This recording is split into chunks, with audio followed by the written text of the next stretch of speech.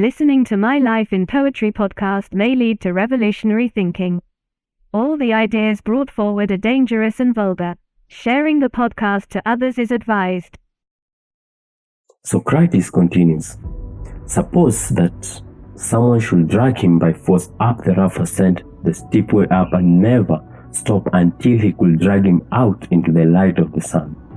The prisoner named Sichach will be angry and in pain, and this will only worsen when the radiant light of the sun overwhelms his eyes and blinds him. Slowly, his eyes adjust to the light of the sun. First, he can only see shadows. Gradually, he can see the reflections of people and things in water, and later, see the people and the things themselves.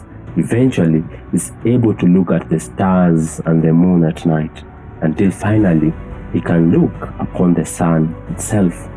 Only after he can look straight at the sun is he able to reason about it, what it is. A leopard then appears from the trees and grabs the someone who forced the prisoner named Sichach from the cave. And as they are both screaming, the leopard quickly breaks the someone's neck, carrying them up the tree where it rips them to pieces, then proceeds to have sex with the remains using the skeleton as a decoration for its tree home. The prisoner named Sichach runs back to the cave, chains himself up because what the Episode 4: My Life in Poetry and Living in the Cave. This episode is supported by BetterHelp.com. Use the code MyLifeInPoetry to get 10% off your therapy subscription. Welcome to My Life in Poetry podcast. I am your host, Sichach. Make sure to share the episode with those who enjoy this type of content in your life. On whatever podcast platform you are listening on, please follow, subscribe, and give my podcast 5-star ratings. To further support the podcast, you could donate via my PayPal, mosessichach@gmail.com. That is mosessichach@gmail.com. You'll also find this on the podcast description. This will help my capacity to produce more podcasts as I look to share myself, my experiences, and my thoughts on matters that affect our mental health.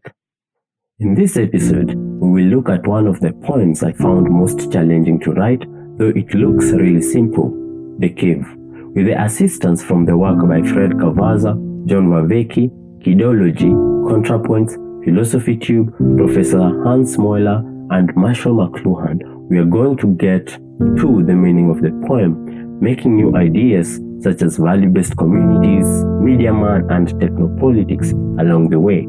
Being a mental health awareness podcast, I will try to explain why the social media world causes bad mental health and what to do to adapt to it. It is my hope you listen to the end, be entertained, be inspired, and get a new lens to view the world in the process. But first, the 21st century is an aesthetic century. In history, there are ages of reason and there are ages of spectacle, and it's important to know which you're in. Our internet is not ancient Athens, it's Rome, and your problem is you think you're in the forum when you're really in the circus. My first interactions with the internet were filled with awe, yet I absolutely had no use for it.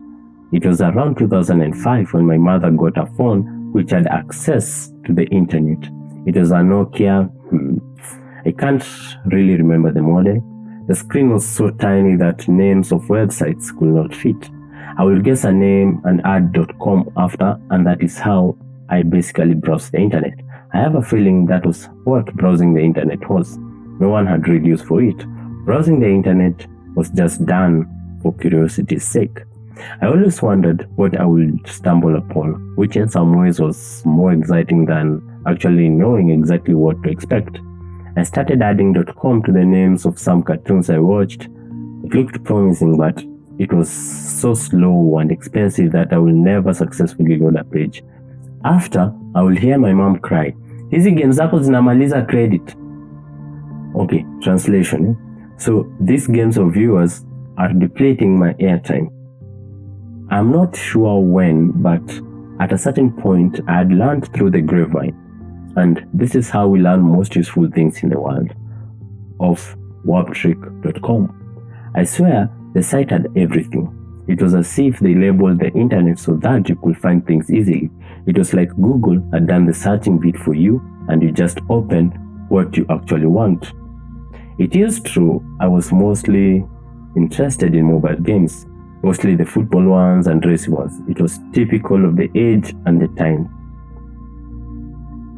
I then discovered one of the links written 18+. They must have known that this was like those huge red buttons written "do not press" in TV shows that use this trope as humor. This especially for a teen who absolutely believed that getting to the age of 18+ meant freedom.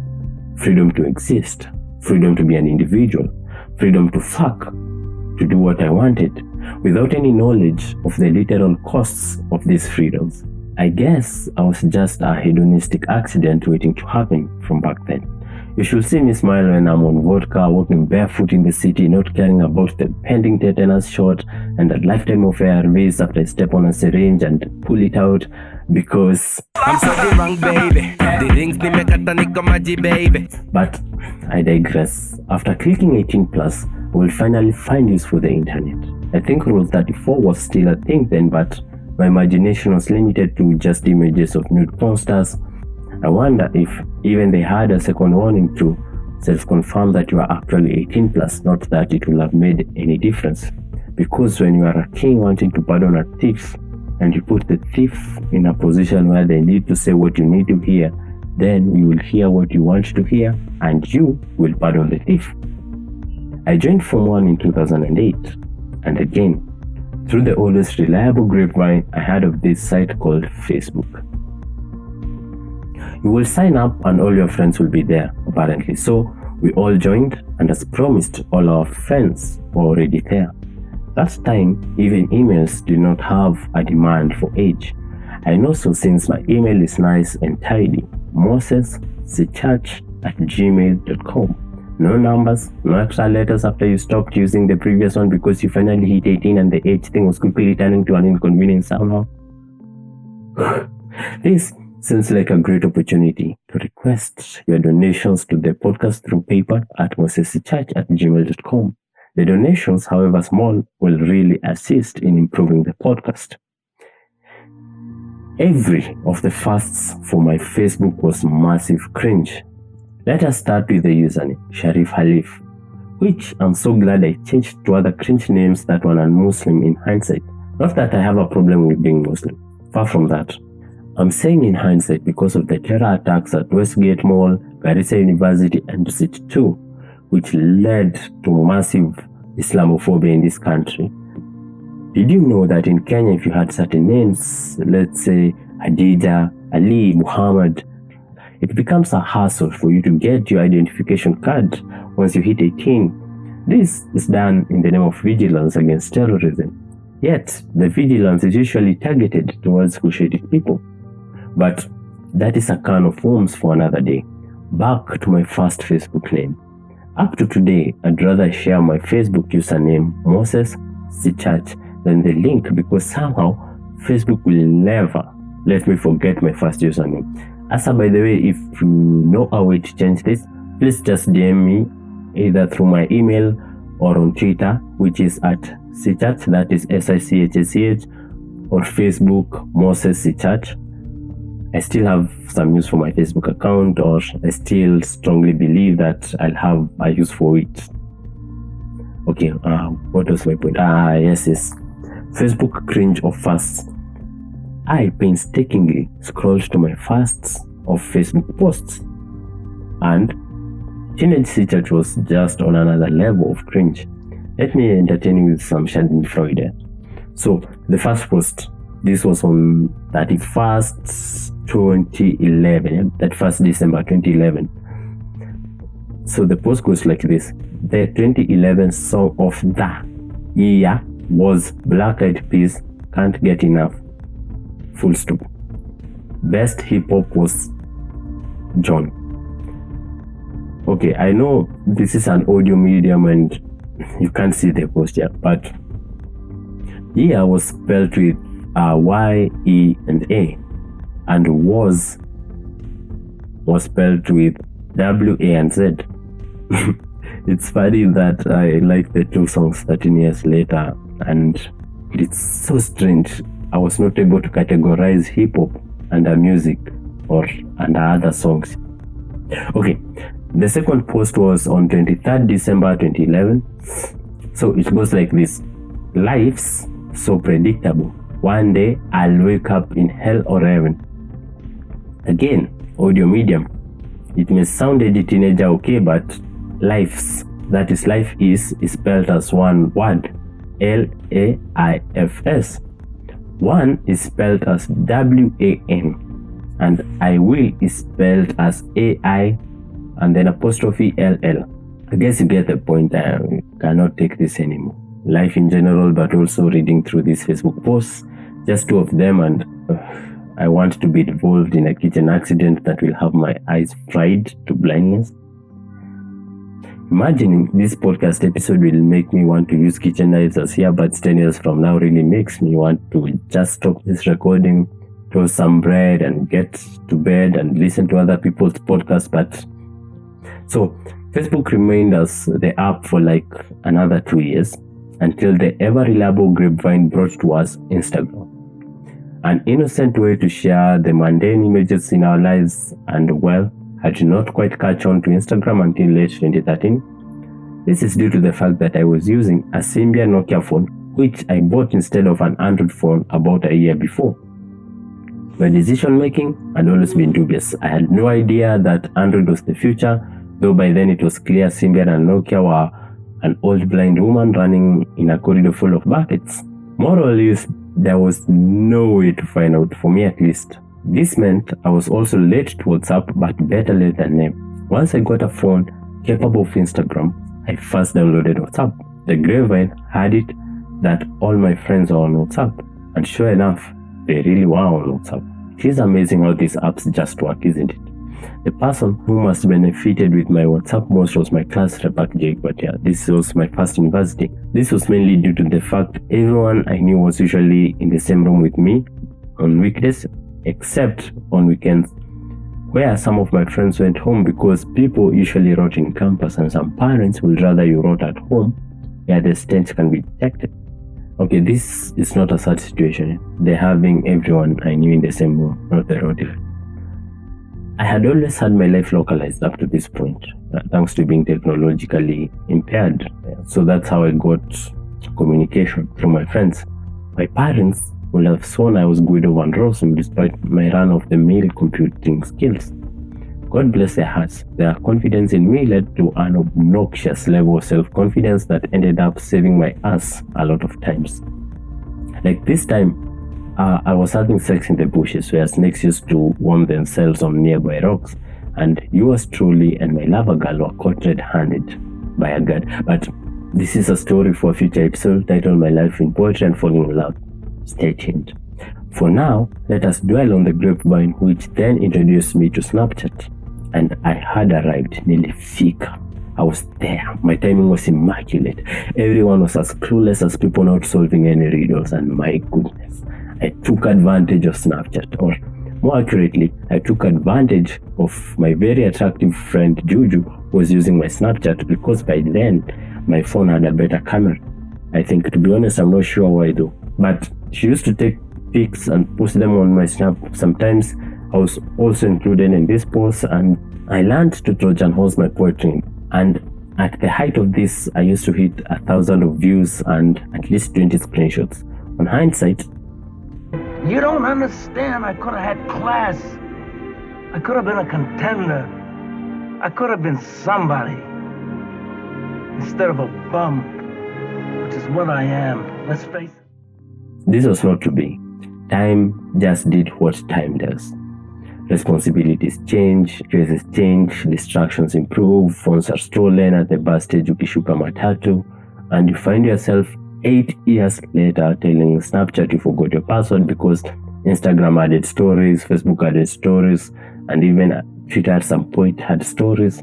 How could I forget even WhatsApp has stories? I could even see how my old class rep was doing over there, and Snapchat became a glorified photo app where girls and sometimes me could take photos with filters, with pose and ivy vines and the dog ears to share on Instagram stories. And people of the grapevine were no longer there. It was adapt or die, but maybe this is an overreaction because I did not adapt, and I'm still here right now trying to make a very long-winded point, but a point will be made, I promise you. The rest was a race for Instagram followers and TikTok likes, a race to see how many likes our experiences were worth. Democratic validation, if I may take this opportunity to coin my own terminology. Democratic validation, remember that, quote me, everywhere. And when every day is campaigning and election day at the same time, the wins lose their meaning, but perceived losses break our hearts more and more. Our heads cope less and less.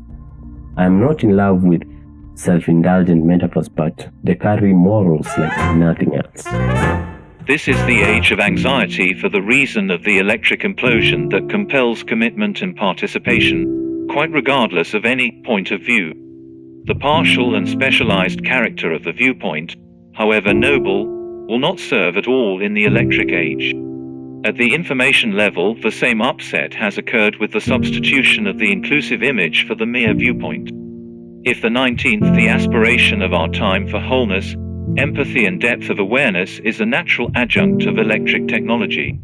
The age of mechanical industry that preceded us found vehement assertion of private outlook the natural mode of expression. The 19th century was the age of the editorial chair.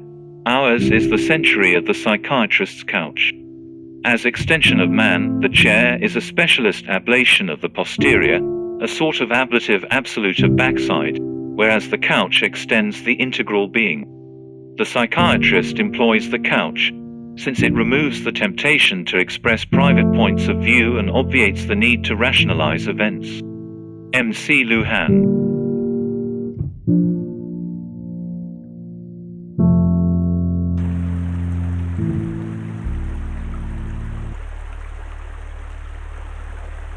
Welcome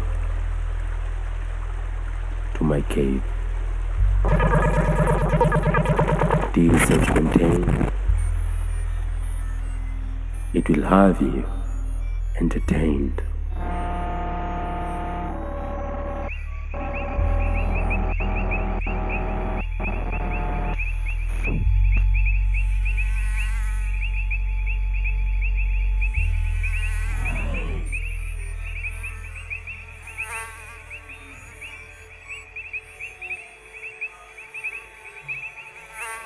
When I worry about my problems, I Google why my dreams are valid.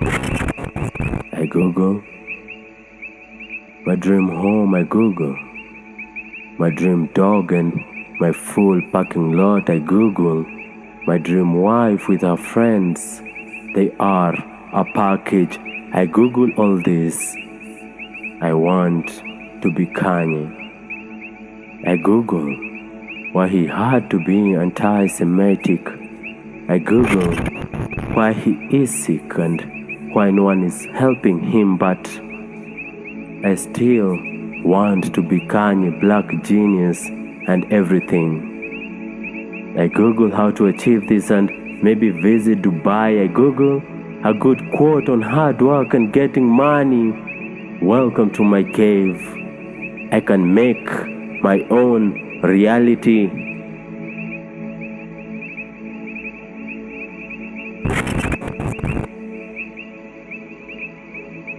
Welcome to our cave. Time to share with you my Google quote on Facebook. Get a photo to accompany. It's good for Facebook.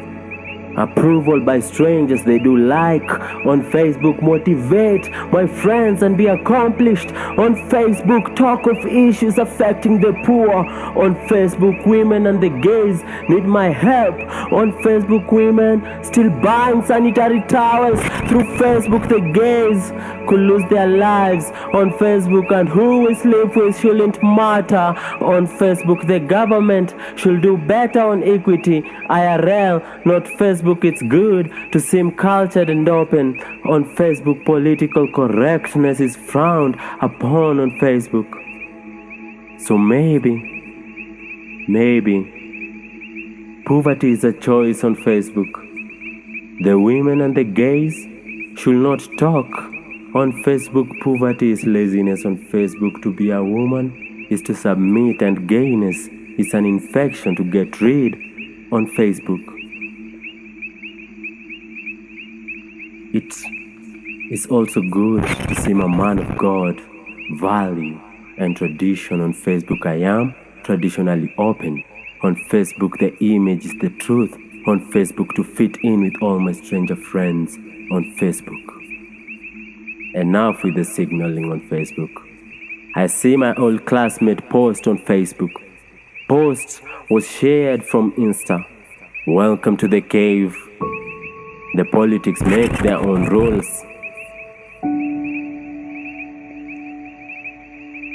Welcome to our cave.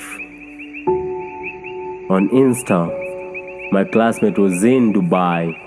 On Insta, he really visited Burj Al Arabi. He is served by Chepngetich, Chai and Mahamri. It's on story, so you know it's not a memory. I want to go to Dubai someday in reality, like my classmates, not for slavery. They kill our women on the daily on Insta. You can book a hotel even in Paris. On Insta, I check the luxury rooms and presidential suits. On Insta, they have fancy food, even pools to eat. Sherry on Insta. I keep learning from Mr. with the mastery, the guru on how to afford a booking to Italy. If I'm successful, I might even post my Ferrari. I just need to grind, hustle, pay 50 pesos to learn the luxury, and I might just start using hashtag FYP. Post photos with plenty quotes on successes on Insta, with the background of cars and princesses on Insta. Maybe I share one of them to my 40 followers, not on Insta. Welcome to the cave. They live our best realities. Welcome to our cave.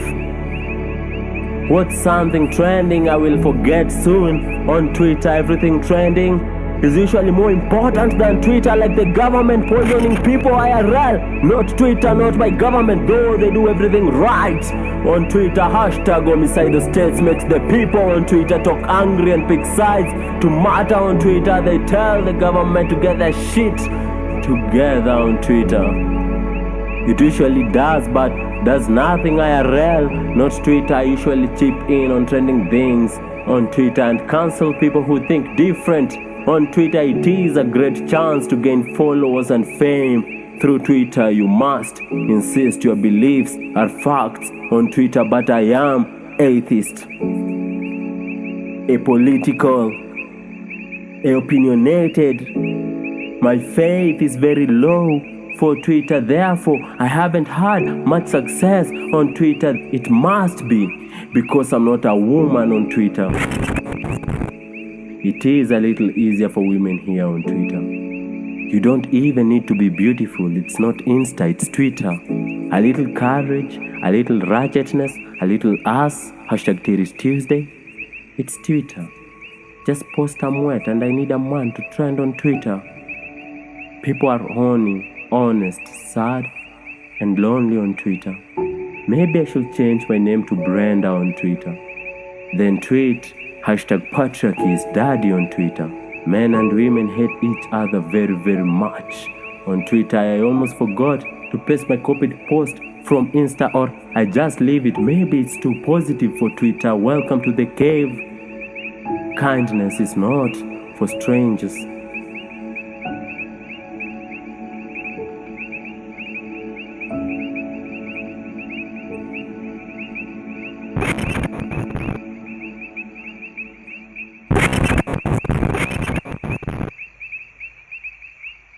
Welcome to my cave.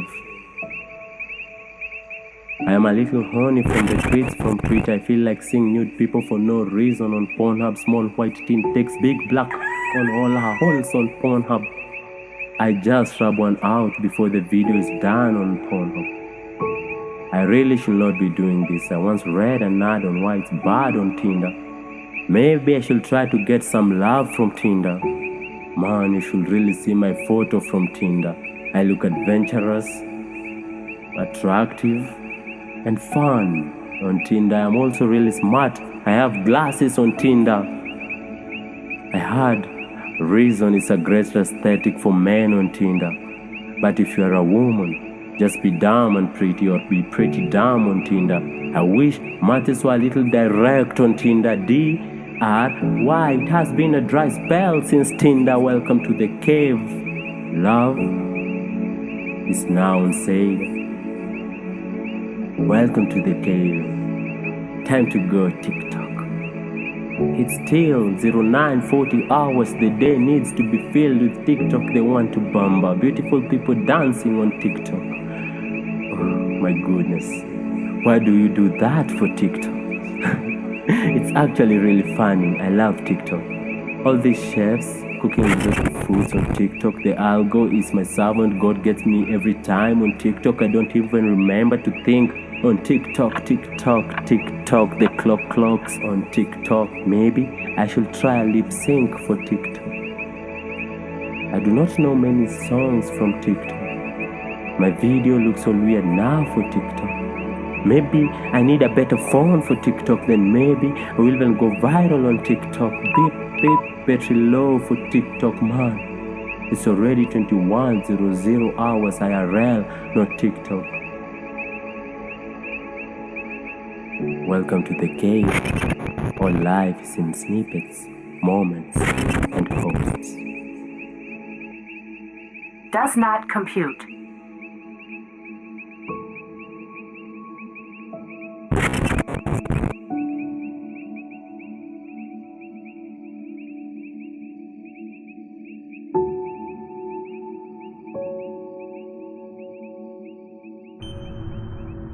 Welcome, IRL, not the cave. Beep, beep, beep. The units meter is running red. I checked if I really need to pay today. 0.9 units, that's enough for 2 days. I put my phone back to charge. It has been a long day. Man, I really need to pee and stretch. Is this a joke or what? Wait a minute! I scream, running to the pizza. Peeing a little in my box as a side trip over. I finish, try to flush, but there is no water. I do not know why. I try, there is never water. I open the door. It is my only friend, Pastor Walter. He borrows some salt, matchsticks, and says we will talk later. It is normal where we are from to borrow salt and postpone small talk for later. It is late enough. I will skip eating today. I just drink some stored water. It tastes funny, but I am going to imagine it's flavored. This way I save unga and mboga for later. Maybe even use my 15 bob on Betika. Just imagine if I win the jackpot 100 million mega. If tomorrow I skip breakfast and lunch, the budget will add up. I hope for the best. Though luck demands driving a car, I can't stop imagining if I win the jackpot 100 million mega, I will buy myself a dog and a life much better. Anyway, I am more likely to wake up murdered, sleep at night, either by my other neighbors, thugs, police officers, or any of my debtors. I'm sure Walter will just throw me to the river. I have no one who will take the bad news or even worry. I do not matter. Most of my people do not even pick my calls, not even my mother. She got tired of me asking for money for supper. I understand, though I'm big enough, she must feed my 8 brothers. They are way younger and their lives are yet to be touched by Satan. Anyway, I do not know anyone who can afford a burial in this area. The dying will really inconvenience Walter. The others will start worrying when my rot gets stronger. I kneel to get back on my mattress like I'm praying to Allah. I switch off the lights, pull up the blankets. Thank you for the cave. I do not need to see what's happening. It's so comfortable, these chains. I love them. They have us hooked. They have us good and happy, dedicated to distraction, defying the truth. Reality is boring, painful, rude, and dirty. Welcome to the cave. You make your own rules.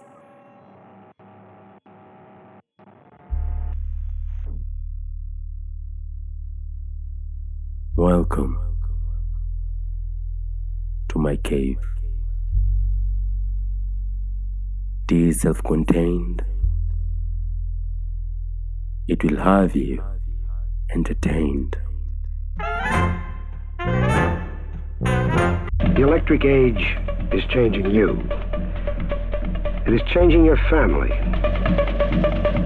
It is changing your neighborhood. It's changing your education. It's changing your job. When are you going to do? It's changing your government. It's changing your relationship to others. These little circuits are making our world go. The electric age is having a profound effect on us. We are in a period of fantastic change that's coming about at fantastic speed. Your life is changing dramatically, and you are numb to it. The poem The Cave looks to make a commentary on social media. The current situation of the internet is just social media, pornography, and I'm not complaining. Actually, forget that. I think the current situation is just social media. The pornography sites have morphed into social media sites. A great case of this being OnlyFans. Even Pornhub allows for friends, comments on the videos. All adult sites have some sort of live stream which allows interactions and discussions. Academia sites have not been spared either. For example, academia.edu, a website which you can share your less than stellar academic idea, lets you know when someone has read your paper, even lets the reader tell you why they are interested in this paper. Or my favorite, SSRN, this is Social Sciences Research Network, which allows you to see the number of views and downloads on your paper. All of the internet has moved into one large social media. Makes sense for hive animals to turn every site into a social opportunity, right? So, Fred Cavaza first developed his social media landscape concept in 2008, which categorized different social media sites according to their functions. He divided these sites into fast publishing platforms. These are blogging platforms, e.g. Wix, WordPress, and so on. We have messaging platforms. These are your messengers, your WhatsApps. Sharing platforms, which are your podcasts, your YouTubes, your TikTok, your Pornhubs, OnlyFans, Instagram, Snapchat. Take your pick. Discussion platforms. We have Facebook, Twitter, Reddit-like platforms. We have collaborating platforms. These are GitHub. And then we have networking platforms, and these are LinkedIn, your Tinders, and so on and so on. This diversity of different primary functions of social sites has forced us to adopt different personas for each social media platform out there. We can call these personas profiles.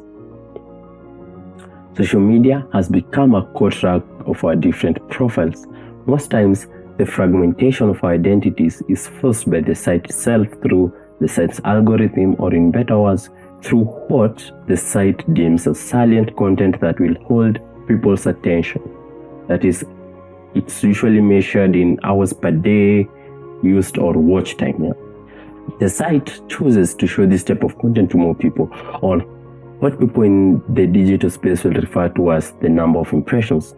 And just like a child learning which words are good and which words are bad, you are explicitly directed on the form and language structure that your content and yourself need to be in order to enjoy the benefits of the sites.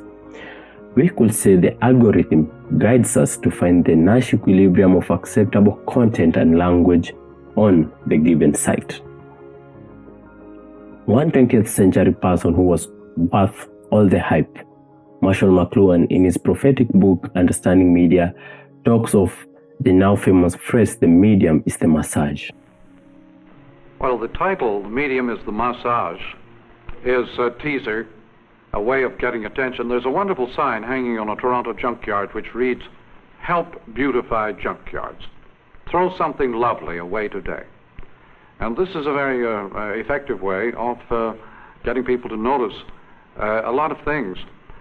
And so the title is intended to draw attention to the fact that a medium is not something neutral. It does something to people. It takes hold of them, it roughs them up, it massages them, it bumps them around, and as it were, chiropractically. And the general roughing up that any society gets from a medium, especially a new medium, is what is intended to be indicated in that title. The medium of our time is the massage, giving the argument that the medium through which a message is passed is more important than the message itself. He gives this example of how using papyrus to communicate allowed the Egyptian empire to expand faster, while Mesopotamians writing on stone tablets, which are heavier but more permanent, made the kingdom last longer. In a more literal way, the medium is more important than the message. If you do not conform to the purpose of the site and technical requirements by the site's algorithm, you might as well not share your post. You find yourself conforming to form most times as a result. Say, I want to share this podcast to the various platforms I'm on to allow the most amount of people to be aware of its existence. The easy way will be to share the podcast list to the various sites, which is mostly what I do, so that it will not be said I did nothing to promote my work. Honestly speaking though, it is as good as doing nothing, and could be the reason why it is only you, a gem in this world, who is listening to this podcast. And at this moment, please tell your other friends how cool the Do That My Life in Poetry podcast is and share the link with them. Okay, back to my point. The best practice to share this episode will be to customize content for each of the social media sites I'm on. First is ensuring the content fits the required form of the social media site by doing a little tweaks to the title and content to optimize what people in the industry call a copy.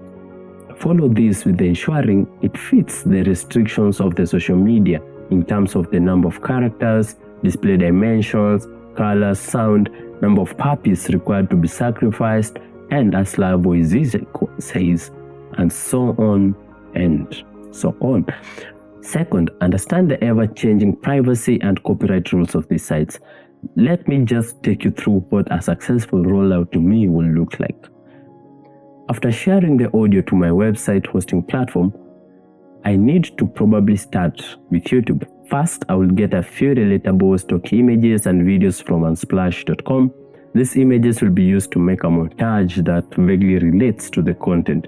Secondly, I changed the title of this episode from My Life in Poetry and Living in the Cave to Why All the Internet Has Become One Big Social Media and Why That Is a Good Thing. Thirdly, I will overlay the montage on the podcast audio. Then lastly, transcribe the whole postscript on the video. This, however, does not redirect traffic directly, but rather just gets the message out that the podcast does exist if the YouTube algorithm chooses to promote it. That is it. It is an ifs situation, but I need to do that. After that, I will make some form of vertical video of the poem featured in this episode and share it on TikTok, Instagram Reels, for Facebook and YouTube Shorts. Then I will have a well-placed call to action for people to look for the podcast anywhere they get their podcasts. On Facebook, on my wall, I will create a graphic with a quote I find catchy. Let's say the current situation of the internet is mostly social media and pornography, and I'm not complaining. The link to the podcast will be on the description. On Twitter, I could use the same graphic but make the background more provocative.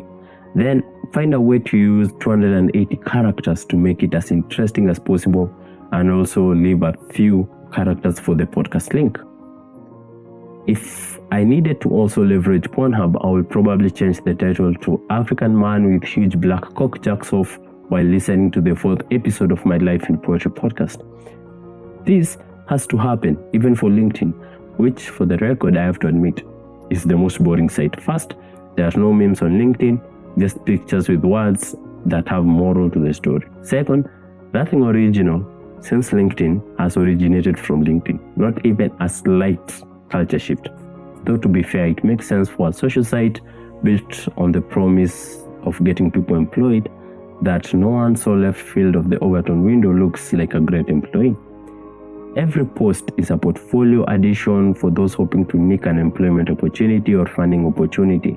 And equally, to those in already great positions, every post is a justification of their life choices. Anyway, anything to make life bearable. Amen. Sorry for the unnecessary rant on LinkedIn. You guys are usually more fun on other platforms. Okay, now back to my point. I would probably share this rant on LinkedIn as an article named Why LinkedIn is the worst social media platform.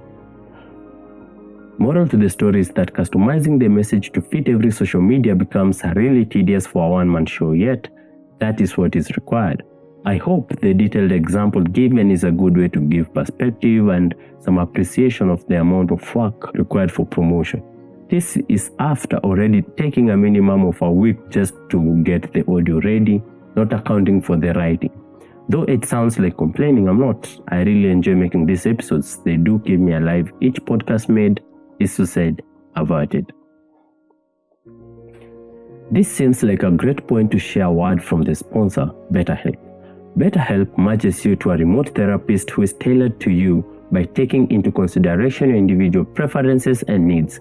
We are all from diverse backgrounds, locations, experiences, sexuality, genders, all these things that make us unique human beings with unique experiences, and as a result, need to find a therapist who we are comfortable with and they are comfortable with our context.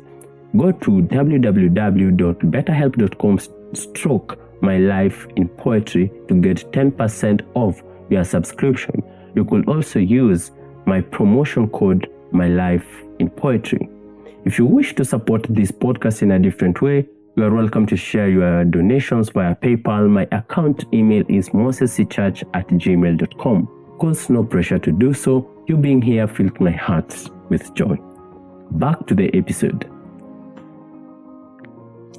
The social media sites do reward content that fits expectations and purpose of their existence.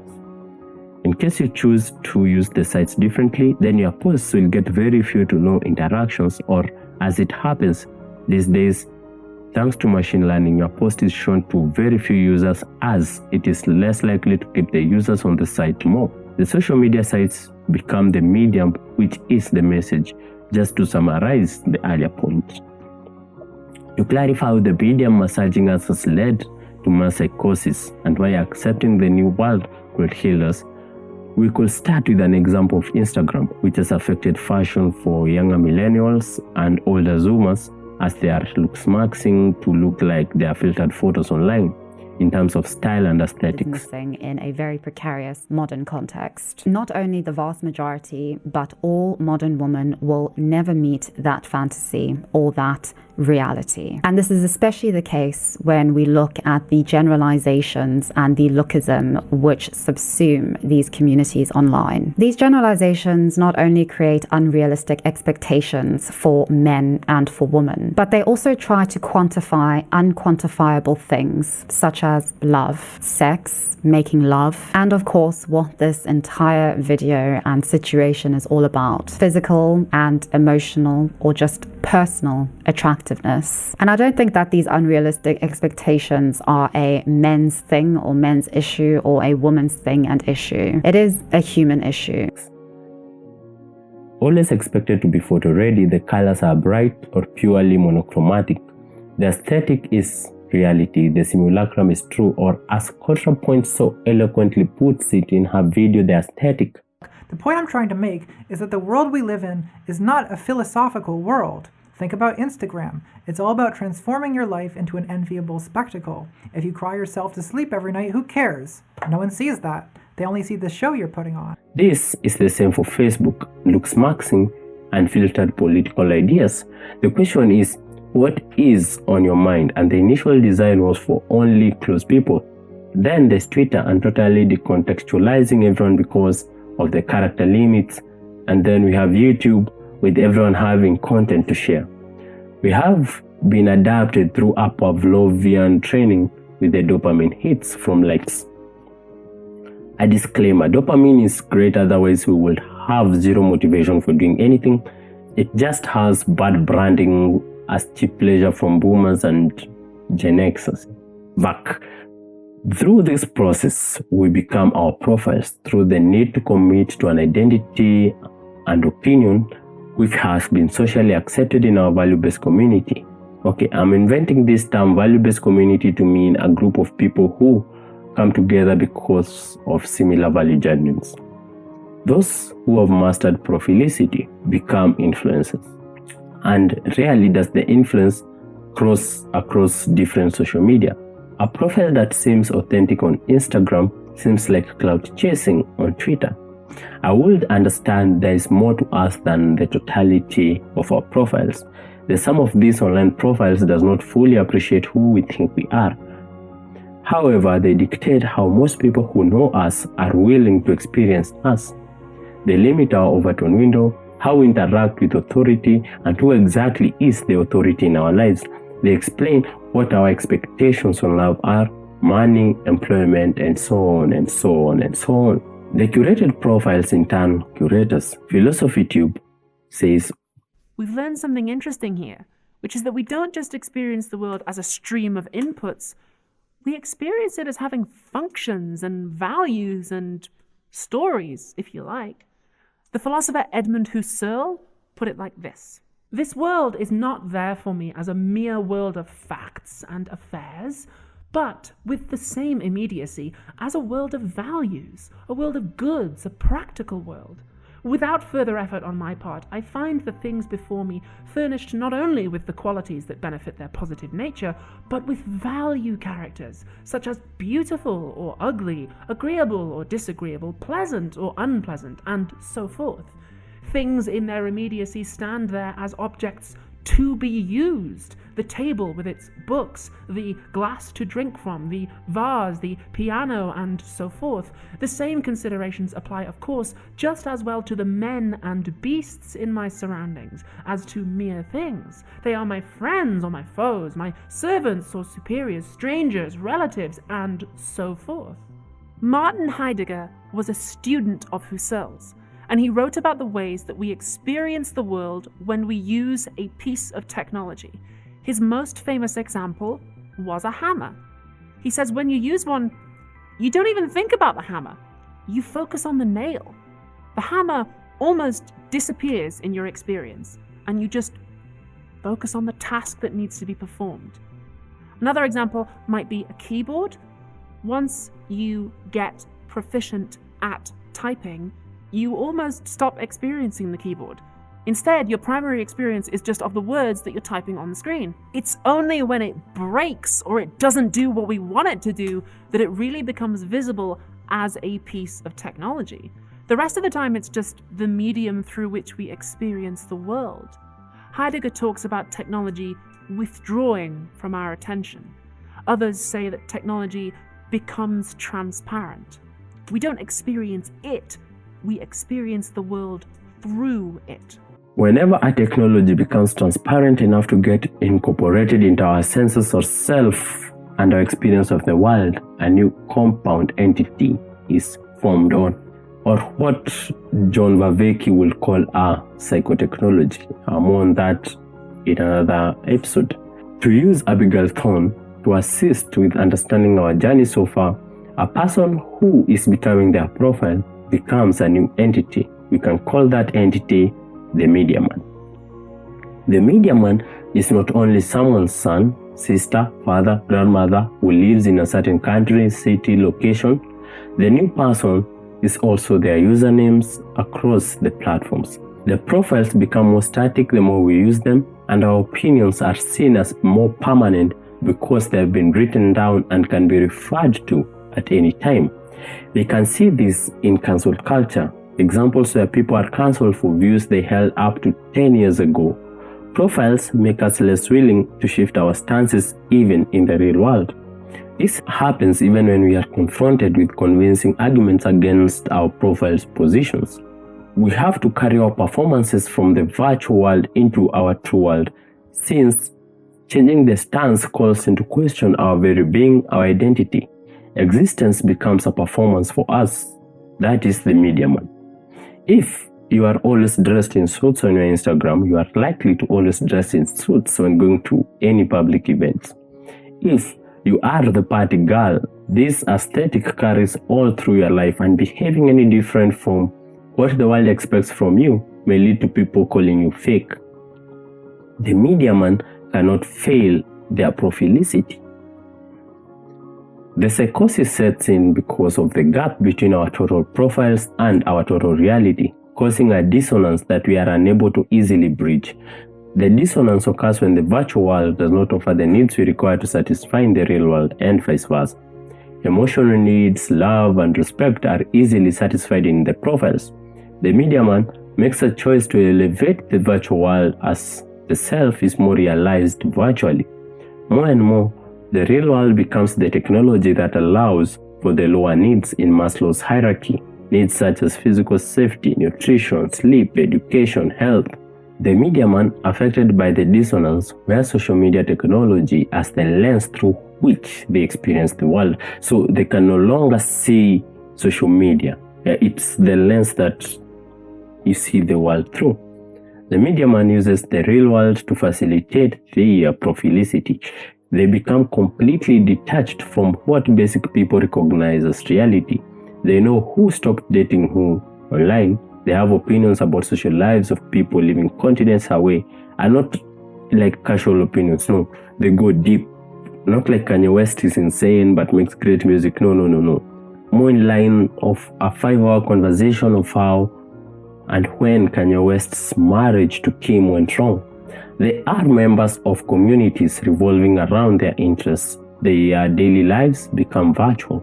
The real world becomes a stage for activities to facilitate the virtual worlds for media men. An example is the food served in restaurants have to consider color theory during plating so that the food influencers can take beautiful photos for their vlogs and Instagram, and so on and so on and so on. The influencer archetype is born through this process. When profilicity becomes reality, the technology is fully invisible in this state. Meaning can only be found through the lens of social media. This seems a good time for a commercial break. Pause the podcast, sip your tea or wine or coffee or beer, or take a puff of your cigarette or even water. Take a deep breath. So far, we have explained how we become our profiles. For the remaining part, we are going to tackle how the social media lens actually works to create a worldview, using the help of Dr. John Pavich. Don't forget to subscribe to the podcast. If you have any comments or questions, you can contact me via my email at mosessichach@gmail.com. You could also donate to the podcast via PayPal through the same email, mosessichach@gmail.com. Also remember, you can get 10% off your BetterHelp subscription by using the promo code My Life in Poetry or my link www.betterhelp.com/My Life in Poetry. I am Sichach on all social media platforms, TikTok, Instagram, Twitter, Facebook. If you will wish to interact with me more frequently, just hit me up. Sichach is spelled as S-I-C-H-A. I'll leave all this on the description. Okay, back to the podcast. There is a good reason why more and more people are becoming media men. To the persona in the poem, reality has become too cold. God has shifted. He only now helps those who can help themselves. He is no longer a God of the weak, but rather a God of prosperity. Family is shifting as there is no longer space for anyone who is not financially productive. The real world can no longer promise to provide the things that matter to the dignity of any person, the things on the upper scale of Maslow's hierarchy of needs. The social sites have seen an opportunity to capitalize on this by giving everyone a voice and creating an environment where everyone may be heard. Some of us live in cities. We have to pay to walk in nature. For most of us, the last time you had a walk in nature was in a movie or on someone's story, and you are just remembering as if it is something you actually did. The last time we had a friend over was in our direct messages. The last time we felt love was when someone commented we looked fire on our Instagram. The last time we loved someone was when we stalked a crush, slid in their DMs, and have been having great chats. By going social, the sites are allowing us to live virtually. It is no longer second-order observation, but rather it is second-order participation. John Vervaeke, a professor of psychology in the University of Toronto, raises an interesting point on what makes a worldview. Because I want to introduce an idea to you, this co-identification, because this is something you're doing all the time, right? You're always assuming an identity. I'm doing it now. I'm assuming the identity of someone giving a talk, and I'm assigning an identity to everything around me. Everything is, right, has the meaning of how it's facilitating and affording my talk, and even you as the audience have been assigned a particular identity. I'm always assigning an arena and assuming agency, and they are co-defining together. That is an existential mode,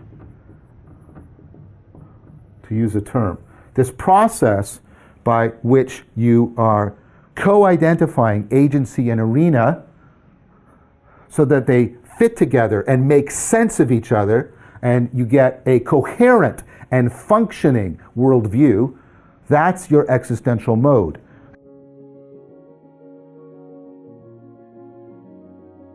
Co-identification means that the identity of the arena is identified by the agent and the identity of the agent by the arena. John Vervaeke states that co-identification is something you are doing all the time. You are always assuming an identity and assigning an identity. For example, in my case, I am assuming the role of a knowledgeable podcast host and assigning you the role of my esteemed podcast audience because you have stuck with me thus far. However, this agent arena concept does not work for social media, as the arena, that is the social medium, does assign us the role of user. However, we the agent cannot assign it a role since it has become invisible to us as we have accepted it as a tool. We instead use it as a lens to assign the role to other users. The social media arena becomes static by its preconceived rules and rituals. A second dissonance arises because the mediaman becomes unaware of the role they are assigned by the social media, or even that social media is a player as an arena. When assigned the role of the audience, everything this mediaman posted is no longer visible to the intended audience. When they are visible, there is an audience mismatch. The mediaman is hence relegated to only a source of likes and comments on the platform, a mere statistic. Not a main actor on the stage, not even a main character, but rather just the audience. The mediaman is reduced to a statistic that is unappreciated unless they are part of a larger number of similar unappreciated statistics. This we can define as technopolitics, the undervalued appreciation of one human being taking their time to appreciate an influencer. They lack worldview attunement as they are rendered a statistic, yet they are a sovereign individual with hopes, dreams, opinions, and a voice, though it cannot be heard.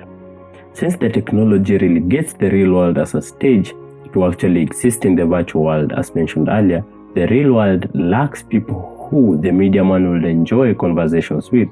In short, they are not in their same value-based community. And every discussion with the people on ground feels like a negotiation, since you are no longer talking to a specific profile, but rather to the whole ego of a person. The arena does not fit the role the mediaman attaches it anymore. As a result, there is also no worldview attunement in the real world.